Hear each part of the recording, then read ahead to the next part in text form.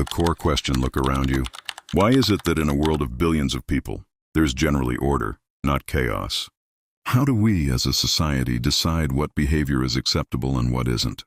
Today, we're diving into the heart of sociology to examine three fundamental concepts: deviance, crime, and social order. Simply put, this field asks, who makes the rules, who breaks them, and what happens next? 2. Defining the terms. Let's begin with our terms. First, deviance. Deviance is any behavior, belief, or condition that violates established social norms. It's not about being bad. It's about being other. It is completely relative. What's deviant here and now, like wearing pajamas to a formal wedding, might be totally normal elsewhere. The key is the reaction. If a behavior provokes a negative social response, it is, by definition, deviant. Second, crime. Crime is a specific type of deviance. It's behavior that violates the formal, codified laws of a society. All crime is deviance, but not all deviance is crime. For example, excessive public drunkenness is deviant, but only criminal if specific laws are broken. Speeding, however, is both deviant and criminal. Third, social order. This is the foundation we all rely on, the way society is organized and maintained to allow for predictability and stability. Maintaining social order requires social control, which involves all the mechanisms we use to encourage conformity, from an informal disapproving look to the highly formal system of law enforcement. Third, the theories. Why rules are broken. Why does deviance and crime happen? Sociology offers three powerful explanations. A. The functionalist view. Deviance as necessary first.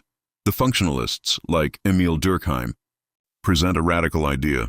Deviance is actually necessary for a healthy society. How? It clarifies moral boundaries. When we punish a crime, we're sending a clear message about what we stand for. It promotes social cohesion. We often unite against the outsider, strengthening the bonds among the insiders. Functionalists also give us strain theory.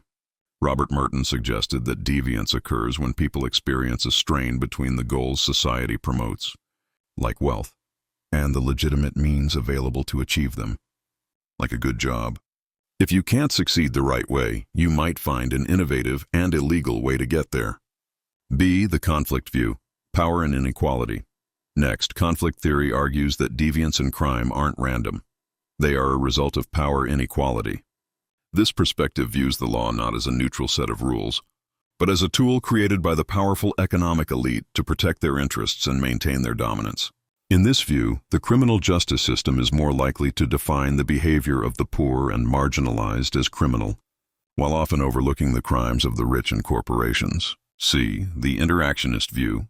Learning and labeling. Finally, the symbolic interactionists focus on the micro level, the daily interactions that create a criminal identity.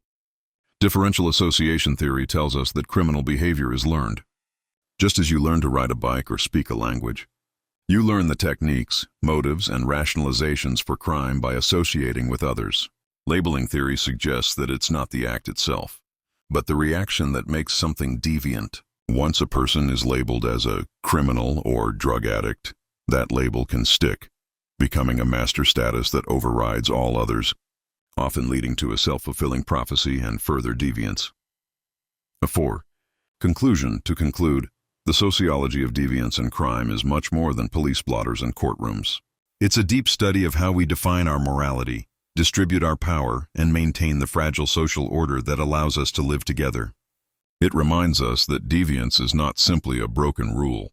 It is a mirror reflecting the fundamental structure, values, and inequalities of society itself. And with a pause ready for questions,